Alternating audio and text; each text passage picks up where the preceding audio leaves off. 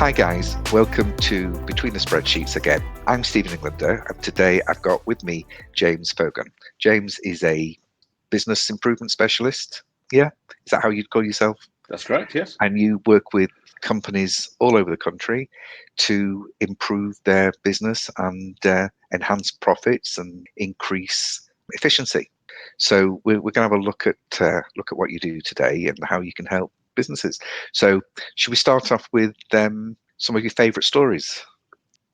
Oh, favourite story? God, that's now you're putting me on the spot. Yeah. Well, I'll just confirm sort of what we do first. I'm James Foggon. I'm the CEO of JV Consult, and what we do is we are, as Stephen said, business consultants or business improvement specialists, and we also consult on the area of marketing as well.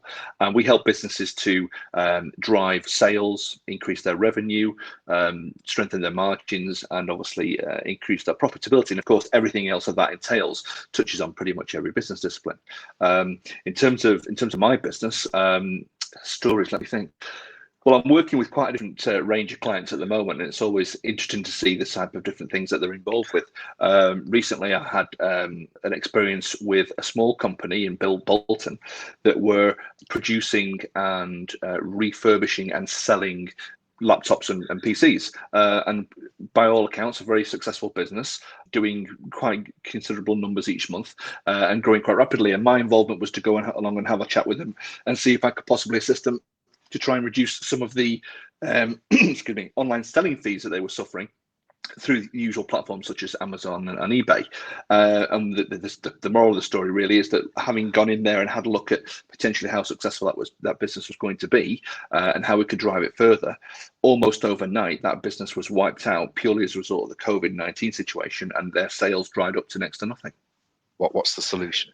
Well, in that particular situation, so what we're now working with that client to do is to try and essentially re-strategize, look at what stock they currently have without any further expenditure, look at how we can drive the sales for those items without any further expenditure, and literally capitalize on stock and goods that they already have, just to minimize any expenditure and to bring obviously those sales through. And we're looking at different techniques on how to sell those products as well. So we're not just using the typical eBay and Amazon route, but we're driving further traffic to their website as well, which drives their margins back up. But it's a slow process, and obviously that's a big impact from the recent. Well, this is a problem that a lot of people face. In fact, I was talking to somebody the other day who have recently got engaged with Uber Eats and that type of organization. And what I was saying is that companies like this, as well as, and I include in that Amazon and eBay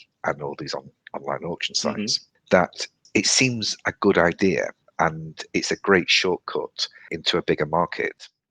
But ultimately, people are going to lose because you've got two main problems. One, fees go up all the time, they keep changing the rules. And the other problem is that you don't develop your own marketing strategy, which is, I think, where you are now. You're constantly relying on these big marketing companies. And the problem there is that these people will, if something's successful, they'll set up their own platform. I can imagine that some of these food delivery people, they'll just set up their own brands and have a big warehouse somewhere, a big kitchen somewhere, making everything, but under their own brands, and before you know it, you'll be kicked out. So they're good to give you that push, but what we really need is to come away from relying on Amazon, eBay, Just Eats. I mean, I use them, but it's much better to set up your own channels of marketing. I think that's what you were saying, isn't it, James? I think you're right. I think if you're a small business, Just Eat and Uber Eats and these major distribution networks, if you like, are very, very useful. And as a small business, access to that is fantastic. That gets you to a much wider audience, and obviously allows you to increase your sales quite significantly. Over time, absolutely, yes. Uber takes, I think, 25% off its taxi drivers. I don't know what the percentage is for the Eats, but I'm sure it's quite significant. And of course, there's a fee to be paid by the the retailer for the delivery service. So I think over time, you're absolutely right. Ideally, people want to go with their own rate. But if you're a small business, to do that, to set up, that is very difficult. And if they were able to come together, absolutely, as some kind of, sort of group organization, that would be very useful to do that. It's just very difficult when you're a small business. That's an idea, isn't it? A more cooperative group rather than some of these commercial firms that will eventually copy you and take the business further. I've got clients all over that are suffering from this with Amazon and eBay. So yeah, it has its advantages, but be in control of your own business. Sell it in your own channels. Build up your Facebook sites. Build up your social media in general. I mean, I've got one client that's quite local that runs a restaurant. They've done very well, but what they do is they've developed. Oh, last time I looked, it was about 3,000 followers on Facebook, 3,000 friends, and they're always posting dishes. They're always getting things out there, and they've got their own delivery people anyway. So, plus they work in a niche market. I mean, how important, just change the subject slightly, is a niche market these days? How important do you find that to clients? It's interesting when you use the word niche, because a lot of people now, in terms of promoting themselves to the marketplace, one of the pieces of advice, generally speaking, is to identify your niche, so that you can be clear about your target market and your ideal customer is. And that's absolutely fine as an approach, but the difficulty with that is that potentially you're then restricting or limiting yourself to what you can deliver and to who. So it's a little bit of a balancing act in my mind. It depends really on the business, what they produce, to which market they typically serve, and then I would, with my clients, have a conversation about whether going niche or very niche is of advantage to them or not. What would differentiate? I mean, what's the biggest advantage for not going niche then? It's a tricky question, but I suppose for me the factor would be, if you've got a product that is highly niche by default, then obviously you're working within a niche market. But if you've got a product that's got a slightly broader appeal, then going for one particular market might restrict you. Perhaps in that instance, what I would do with a client would be say, right, okay, well, let's work on a niche basis initially to grow the business to a certain level, and then on a phase basis, we would then open the market up using the opportunity to go to different routes to market, to different channels and different sectors of industry, to sell that product as time passed. I suppose that's what often happens with the bigger firms. They establish their brand, but it's selling one type of widget, and then once they've got a good name, they start expanding that into other areas. Like Tesco's do that with insurance, and finance, and clothing, and food. And once you've got the brand, as opposed to name, you can put it to anything. I prefer to specialize in accountancy, bookkeeping. We prefer to specialize with owner-run businesses, but we have people in the office, sort of my management team, that prefer the idea of a one-stop shop. I suppose a lot of it's personality as well. It depends on how you develop in your business, as we've discussed in the past, and what opportunities you want to take advantage of. I mean, if you're offering purely an accounting service, then that's straightforward, and absolutely fine, and there's plenty of customers to be had. But of course, if you got those customers from an accounting perspective, and you want to, if you like, upsell to them, then having a broader set of services allows you to do that. Yes, I do agree. So just moving on a little bit, because a lot of people, when I'm speaking to them and I bring out the subject of planning, it's like, what do you mean planning? And we've put in all sorts of ideas and themes, like, let's do a SWOT, let's do a SMART plan. I mean, one of my favorite quotes is from Stephen Covey, where we say, start with the end in mind. So before you do anything, you know where it's going to finish. How do you get over people's reluctance to planning? Because that's really where you come in, and that's where you start from. Well, I would start with most businesses from a point of view of what is it that you as a business want to start up as, or want to achieve as an existing business, and what goals and what objectives do you have in place at the moment, and how are you working towards them? And generally speaking, the answer to that is that there's not a lot of structure whatsoever. So my approach is that, right, okay, what we do is we sit down and we create a plan, but it's very, very simplistic in its early iterations. So we're looking at a simple objective, a set of simple actions that follow that. We break those down into a timed scenario where we know what we're trying to achieve today, this week, this month, this quarter, this year, and work on it on that basis. So a very simple but very structured objective that we are working towards as a business. And of course, that objective ultimately needs to take into consideration what the business owner wants to achieve. Do you find a lot of owners haven't got a clue what they want to achieve? They just get up and come to work every day. I've come across it, yes. Yeah, it is. I remember years ago, I used to be involved in franchising, and we always used to say you can franchise any business, but the owner, the people, they're the problem. How have you found that? That's part of the joy of doing the job, because Yeah. you're working with different people, different backgrounds, and it's really interesting work. From a point of view of the owner of the business, I mean, the point I get across, and you will know this, Stephen, yourself, and as do I. Your own business is your baby. You've developed it, and over time, you put blood, sweat, and tears into it. You put cash into it. You suffered all the stress as a result of developing it. And so therefore you're not going to easily let it sort of be controlled by somebody else. Perfectly natural. Yeah. Sometimes do you find yourself becoming a counsellor because the problems that are stopping people Yes. going forward are more than just business problems, aren't they? One of the things we do is with our clients is we're obviously also helping them from a coaching, if you like, and a training and development perspective as well. So we have clients that we work with from a business development perspective, but we're also working with from a personal development perspective, and how they can motivate their team, develop a culture, empower their staff to take some of that responsibility that's currently sat on the owner's shoulders and needs to be sat down at an operational level. Yeah, because there's a lot of emotion involved with clients, and I often find that you've got to understand them, if you can, before you can understand the business. That varies depending on the size of the business. I mean, if it's a small business, yes, there's usually a lot of emotion involved. Larger businesses, it's slightly different kettle of fish. Yeah, it's a bit colder, isn't it? It's a bit more numbers based. Yeah. What about a team? How important is a decent team? Steve Jobs had a famous saying, back a few years ago, which is, "Why hire bozos when you can achieve much more with A-listers?" If you like, Apple works on the basis of hiring the best staff and rewarding them well, but working them hard. Team's critical, absolutely. Yeah. If you want to take your business forward, you need the right team in place to be able to support you. And ultimately, if you're looking really far ahead at your own exit strategy, potentially, you want a team in place that potentially could then, undertake an MBO and take the business away from you.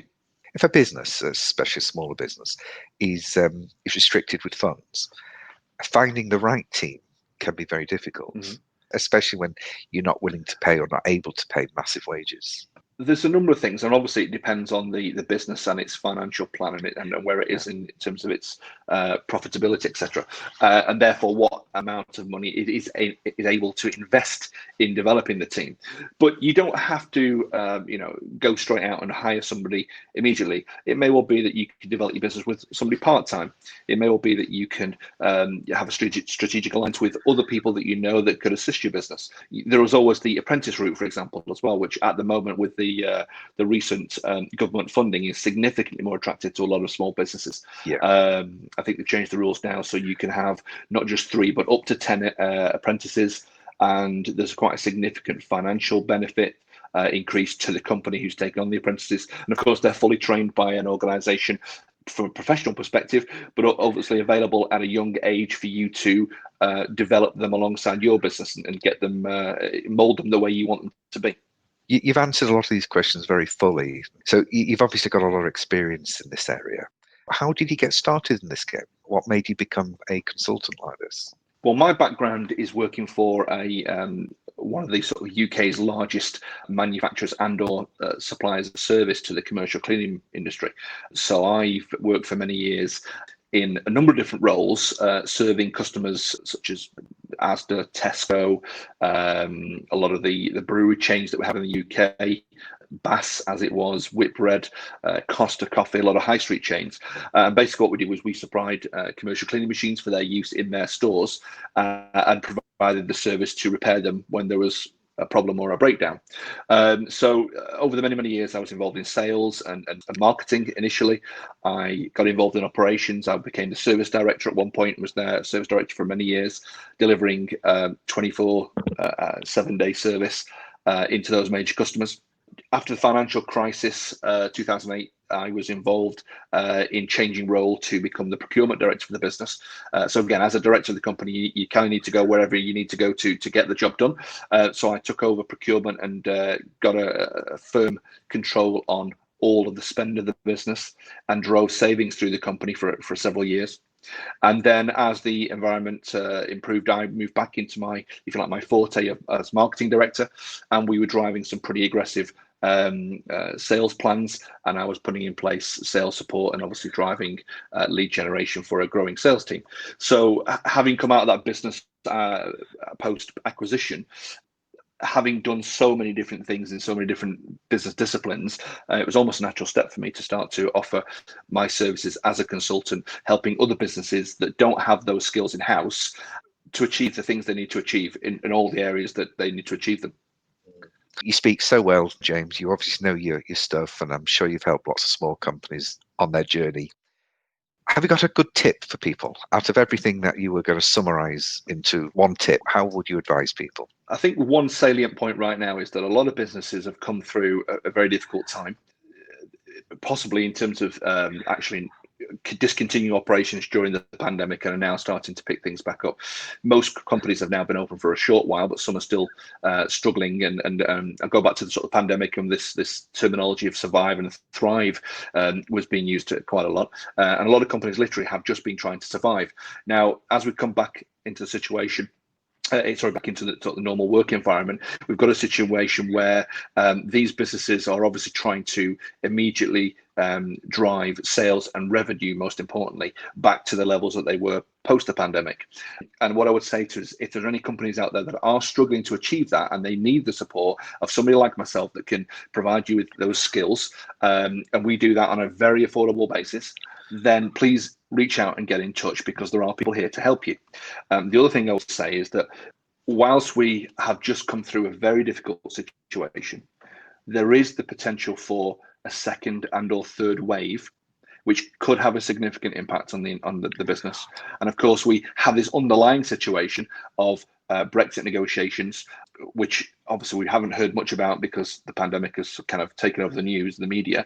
But that situation is still there, and that is also an upcoming issue for a lot of businesses. So whilst it's been very difficult and a lot of businesses have been focusing on literally just surviving, we do now need to start looking ahead a little bit further, because there are a few other issues coming up in the near future which businesses need to be able to navigate safely. Yeah, no, I see what you're saying. It's absolutely true. Just a comment that I've made to a few people is that how much has COVID actually changed the direction that has been the natural route, the natural direction that things have been going in anyway. I mean, looking at, say, working from home, there's been a lot of technology coming to the forefront of more and more people wanting to and are able to work from home. And COVID seems to have accelerated that, even down to retail. Retail for a long time now has been going more and more online. I mean, before lockdown, I was telling people all the time, get your online channels set up, get your delivery set up, get your marketing set up, use your bricks and mortar premises as storage or as a backup, as a base, but push your business to be online. And I think that is something that should have been considered and will be considered more. And the business that survive will be online, even if things go back to normal. This is the trend. I think a lot of takeaways, a lot of food places have actually seen an increase in business because, first of all, people are willing to pay more for some reason, and they're now, the efficiency of delivery is improved like crazy. Do you see this type of trend continue? Is it something you encourage? Yeah, I think obviously the horrendous situation, the pandemic, and obviously the loss of life is obviously horrendous. But that said, from a corporate perspective, the shift towards working from home and the shift towards working online has obviously driven, or if you like, accelerated what was happening previously in a very slow way, and accelerated it significantly for the future. So I think now we've got this situation where people can work from home, and that's become a much more established way of working. And we've obviously got people who are working online in a significant way. And I think what a lot of businesses now need to look at is is that a situation they want to continue going forward and obviously take advantage of the significant cost savings in doing that, and how do they actually implement a solid strategy that can allow them to manage that situation so that those staff that are working from home don't feel isolated. They still have that integration and that level of collaboration with their colleagues, and of course perform and achieve to the right level as they would in a supervised environment in the office. Mm.